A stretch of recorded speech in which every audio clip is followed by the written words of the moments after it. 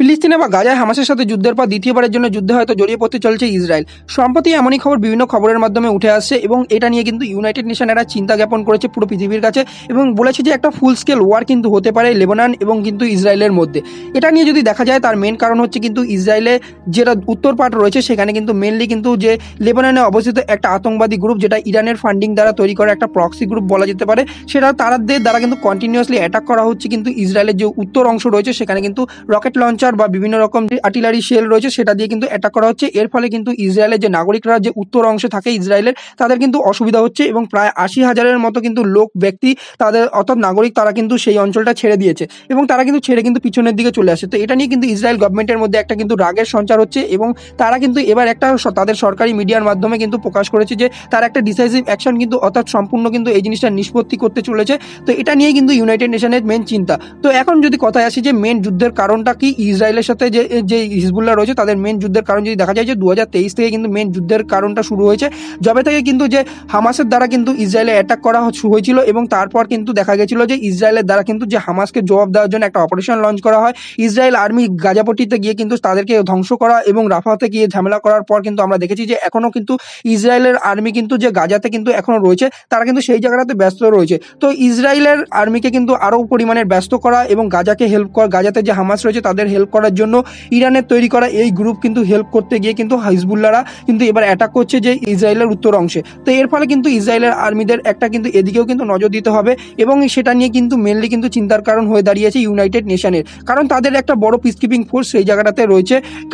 তার যদি মেন কারণ দেখতে যাই তাহলে দেখা যাবে যে তাদের কিন্তু কোনো রকমভাবে প্রপার কিন্তু বর্ডার নেই সেই জায়গাটাতে, তার জন্য কিন্তু ইউনাইটেড নেশনের পিসকিপার ফোর্স রয়েছে। কারণ আমরা জানি যে ইউনাইটেড পিসকিপার ফোর্স সেই জায়গাটাতেই থাকে, কারণ যে জায়গাটাতে একটা ডিসপিউটেড এরিয়া এবং দুটো দেশের কিন্তু মধ্যে কিন্তু একটা কিন্তু আর অ্যাগ্রেশন করবে না দুটো দেশের মধ্যে, এবং সেই মাঝখানটাতে কিন্তু ইউনাইটেড নেশনের পিসকিপার ফোর্স থাকে। তো সেমনটাই কিন্তু হয়েছিল, কারণ মেন কারণ যদি দেখা যায় যে 1978 সাল নাগাদ কিন্তু যদি দেখা যায় যে লেবাননে কিন্তু একটা গৃহযুদ্ধ চলছিল, সেই সময়টায় কিন্তু সেম এই হিজবুল্লাহকে কাউন্টার করার জন্য কিন্তু গেছিল হচ্ছে কিন্তু ইসরায়েলের আর্মিরা, সেই জায়গাটাতে ক্যাপচার করা হয় লেবাননের দক্ষিণ অংশকে এবং তারা কিন্তু সেই জায়গাটাতে প্রায় 2000 সাল নাগাদ পর্যন্ত ছিল। এবং তারপর কিন্তু যে ইউনাইটেড নেশনের চাপে এবং ইউএসএ অর্থাৎ আমেরিকার কিন্তু চাপে কিন্তু তারা কিন্তু বাধ্য হয় সেই জায়গাটা থেকে পিছনে সরতে, কিন্তু সেখানে কিন্তু এখনো পর্যন্ত কোনো রকম কিন্তু একটা কিন্তু প্রপার কিন্তু বাউন্ডারি নেই ইসরায়েল এবং কিন্তু লেবাননের মধ্যে। তো এখানে কিন্তু যে বাউন্ডারিটা রয়েছে সেটাকে কিন্তু ব্লু লাইন বলা হয় এবং তার মাঝখানে রয়েছে হচ্ছে কিন্তু ইউনাইটেড নেশনের পিসকিপার ফোর্স। তো এখন ইউনাইটেড নেশনের পিসকিপার ফোর্সের যদি আমরা কথা বলি, সব থেকে বড় কন্ট্রিবিউশন কিন্তু রয়েছে নেপালের এখন বর্তমানে এবং দ্বিতীয় রয়েছে কিন্তু ইন্ডিয়ার, অর্থাৎ এই ইন্ডিয়ারই কিন্তু প্রায় 900 জনের মতো কিন্তু সেনা কিন্তু সেই জায়গাটাতে কিন্তু মোতায়েন রয়েছে এখন এবং তারা কিন্তু সেই জায়গাটাতে রক্ষণাবেক্ষণ করছে। তো এটা নিয়ে কিন্তু ইউনাইটেড নেশনের মেন চিন্তার কারণ যে একটা যদি ফুল স্কেল ওয়ার হয়েই থাকে এবং তারা যদি দুটো দেশ ঠিকই করে নেয় যে একটা যুদ্ধ হবে, তো সেটার ক্ষেত্রে কিন্তু ইউনাইটেড নেশনের পিসকিপার ফোর্সের সেনাদের কিন্তু সরাতে হবে, কারণ তাদের সেনাদের কিন্তু জীবন কিন্তু তাদের রক্ষা করার একটা মেন কারণ হয়ে দাঁড়াচ্ছে এবং তাদের কিন্তু একটা মেন চিন্তার কারণ হয়ে দাঁড়াচ্ছে। কারণ ইউনাইটেড নেশনের পিসকিপার ফোর্সের কাছে কোনো রকম কিন্তু রকেট লঞ্চারকে আটকানোর জন্য বা কোনো রকম কিন্তু ডিফেন্স সিস্টেম থাকে না যে এই রকেটগুলোকে আটকাবে, যেটা কিন্তু যে লেবানন থেকে আসছে বা লেবাননের যে হিজবুল্লাহদের থেকে আসছে বা এরপর যদি ইসরায়েল একটা কাউন্টার অ্যাটাক করে তাদের থেকে যে আসছে, তো সেটাকে কিন্তু কাউন্টার করার জন্য কোনো রকম থাকে না। তাই ইউনাইটেড নেশন কিন্তু এই বর্ডারটাকে কিন্তু ফাঁকা করে দেওয়ার কিন্তু চিন্তা ভাবনা করছে। ইরান কিন্তু কন্টিনিউয়াসলি চেষ্টা করে যে হিজবুল্লাহর দ্বারা কন্টিনিউয়াসলি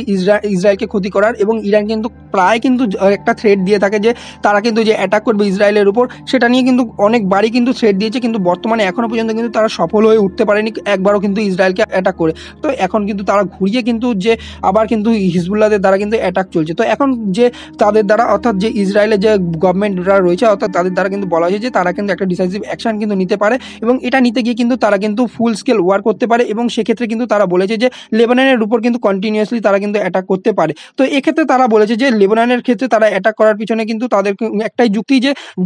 যেহেতু যে লেবাননের কিন্তু যে হিজবুল্লাহ রয়েছে তাদের কর্তব্য অর্থাৎ হচ্ছে কিন্তু লেবাননের যে গভর্নমেন্ট রয়েছে তাদের কর্তব্য যে হিজবুল্লাহকে কাউন্টার করা। যখন হিজবুল্লাহরা তাদের কথা শুনছে না অর্থাৎ লেবাননের গভর্নমেন্টের কথা শুনছে না, তাহলে কিন্তু সেই অর্থে কিন্তু যে ইসরায়েল রয়েছে তারা কিন্তু পুরো লেবাননের দেশটার উপরেই কিন্তু আক্রমণ করতে পারে এবং সেখানে ঢুকে কিন্তু সব জায়গায় যেখানে যেখানে হিজবুল্লাহর যে জায়গাগুলো রয়েছে সেখানে কিন্তু ঢুকে কিন্তু তারা মারতে পারে, অর্থাৎ সেক্ষেত্রে কিন্তু কোনো রকমভাবে কিন্তু এইটাকে একটা যুদ্ধ হিসাবে দেখা যেতে পারে না। এটা হচ্ছে কিন্তু ইসরায়েলের দিক এবং এই ক্ষেত্রেই কিন্তু ইউনাইটেড নেশন কিন্তু বলছে যে এটাই একটা ফুল স্কেল ওয়ার। তো দেখা যাক যে এটা নিয়ে কিন্তু ইরান এবং ইসরায়েলের যে একটা সংঘাত রয়েছে সেটার মধ্যে কিন্তু লেবানন আবার ফেসে যাচ্ছে কিনা, তো এবং লেবাননকে সাহায্য করার জন্য কোন দেশ এগিয়ে আসে, তো সেটা নিয়েও দেখার বিষয় রয়েছে পরবর্তী ক্ষেত্রে। তো দেখা যাক ভবিষ্যতে কি হয়, এটা নিয়ে যদি কোনো রকম আপডেট আসে তো অবশ্যই আমি আপডেট করবো তোমাদের সাথে। ভিডিও ভালো লাগলে তথ্যচিত্রকে সাবস্ক্রাইব করে নিও। দেখা হচ্ছে তোমাদের সাথে পরবর্তী ভিডিওর আপডেটের সাথে।